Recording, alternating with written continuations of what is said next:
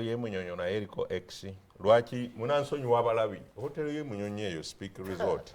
nze bagizimba ndaba ndi mukulu nnyo okugisinga ebiseera ebyasooka twanyumirwanga nnyo emmotoka ez'empaka gye bayita saketi nga saketi bw'etebeera mu lubiri ebeera Munyonyo ebeera Kaazi ebeera Galuga ebeera Maya byonna nga tuzungayo nga tukyali abavubuka abanyumirwa awo twalinangawo saketi yabugirangawo naye mu kugaziyaawo batugobyawo saketi yaffe ebiroole ebyo ebinene bimulaba byaleetanga agayinja aganene nnyo nga biyiwa mu nnyanja bwe biti ne twebuuza ki ekigenda mu maaso. I can confirm ekitundu ekisinga ku Speak Resort Munyonyo yali nnyanja baakissaamu mayinja na ttaka kyenvudde nkubuuza ku binaamenyebwa mweri. Ekisooka waliwo ebintu bye tutasobola kuwa peyinikiira naye nga tulina kuvumula. Mwatandikidde ku bubenje obuli ku Mityana Road n'abalala obw'abasuubuzi ababa bagenda mu katale k'omubuulo. Mu nsi zonna ekigambo nguudo kyekitaasa obubenje. Era owa poliisi wa wano Enanga alangirira ku mwaka nti Uganda yafuna obubenje 306 mu tourist ayinza okujja ng'e London omwaka bagamba accident yali emu ate omwana yabba mmotoka. Bwe tunaaba tukyalina obuguudo obufunda ng'osobola okuyisa ekimotoka ekiro ekyako oba kyamata nga muli head to head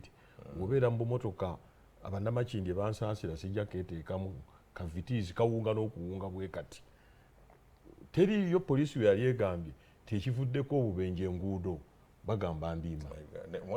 Kati ate nga n'enguudo zennyini tekuliko speed limit oba wano 80 oba 60 wabula teriiyo kyebaze poliisi negamba. Ayengejere omupoliisi omu ebiseera byange byedda ne mugamba nti naye obubenje bubaawo kiro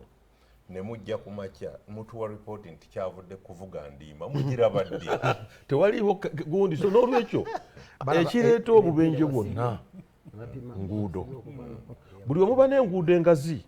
kubanga obubenje buno bwonna kasita driver awugula akanya either aba agenda eno oba kugikuba kigwo. Ate nga neno waba ataasa head to head kati amaliza nga awunzisa abantu muki okujja nga tufunye oluguudo nga woolaba express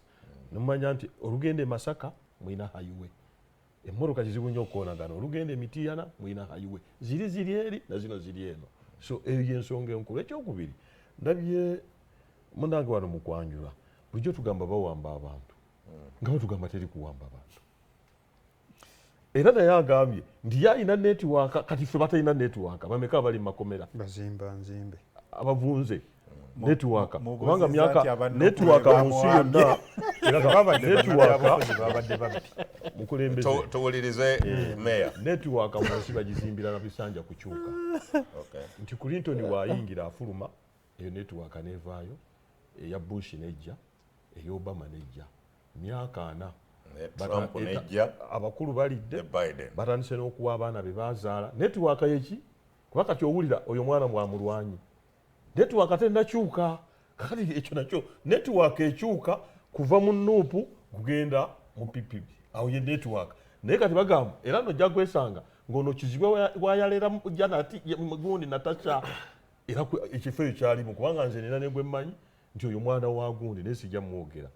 era nomu ne baminisita obawulira wogenda mu Minister of Works deputy wa General Katumba Wamala mwana wa mulwanyi wogenda ku Minister wa Kampala mukwano gwange Kyofa mwana wa mulanyi RCC ono muzzukulu wa mulwanyi kakati netiwaaka tennakyuka eri awo yeyo netiwaaka gyangamba naye ekyokubiri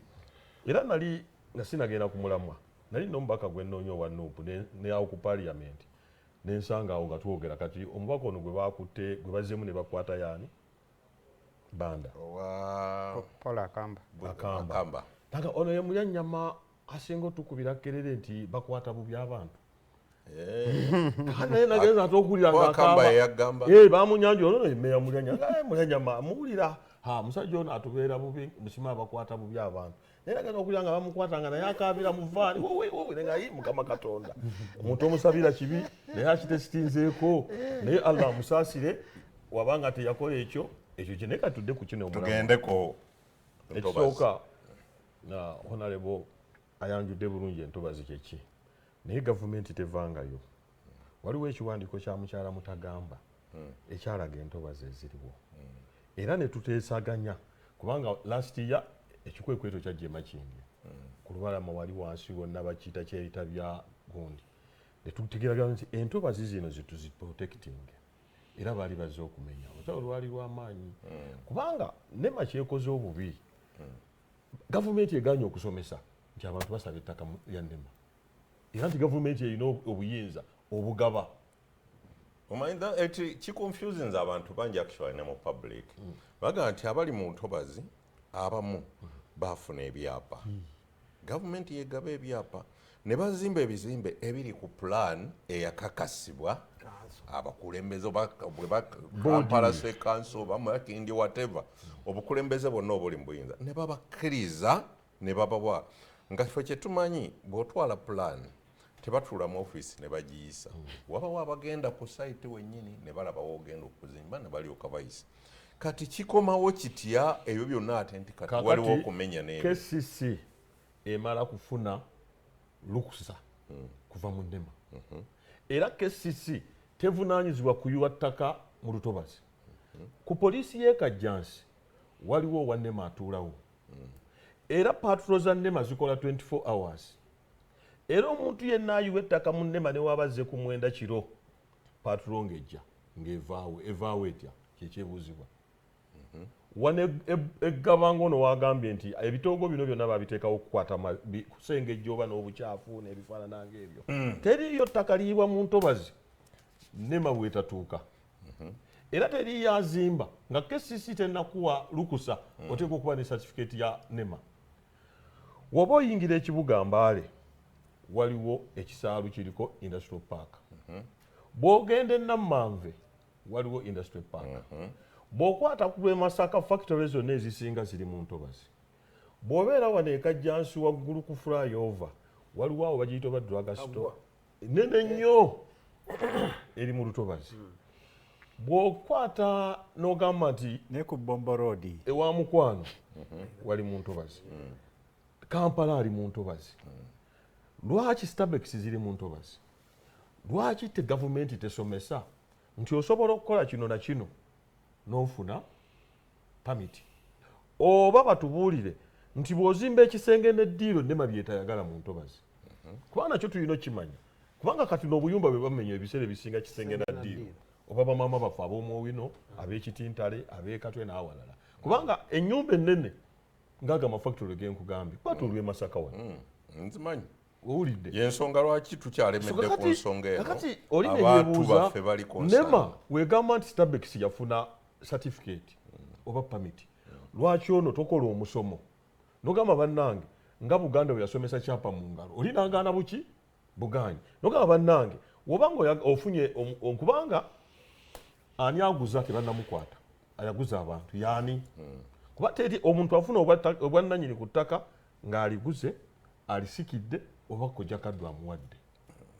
ani yaguza abantu abo NEMA gwetakwata aguza tuyinza obutamugoberera nnyo kuba nali mpulira okulungamya kw'abannamateeka waliwo n'owa Buganda Land Board yabagamba nti yes osobola okufuna ekyapa kyekyo nga kikyo ti naye emirimu gy'okolerako bwe buvunaanyizibwa bwa NEMA ekyapa kyo kiyinza okuba nga kiexitendinga ne kigenda naye mu lutobazi ti naye enkozesa y'ekifo kikyokolerako kati we nagiddemu wali nti nze konsaani yange eri ku kikyokolerako wafuna otya ogundi ekukkiriza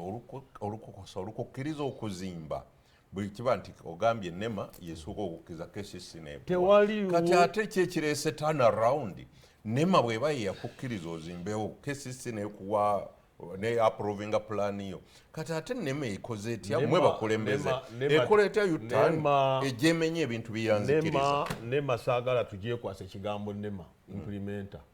mu nsi yonna ensi zikirimaanyi buli nkya zituula nga ziteesa ku climate change mu Afirika bwe tuba twagala sente World Bank IMF ebiragiro biva eyo ne bijja mu State House Mwami Museveni aludde ng'ayogera ku bantu okuva mu ntobazi okuva last year kati olw'omusi